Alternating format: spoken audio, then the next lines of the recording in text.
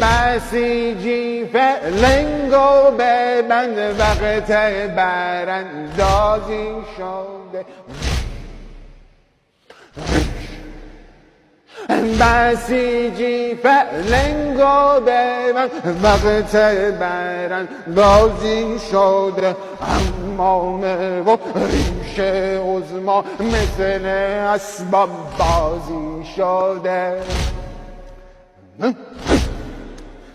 به امضای FATF این حیف نون راضی شده تموم شد یمن و لبنان آماده با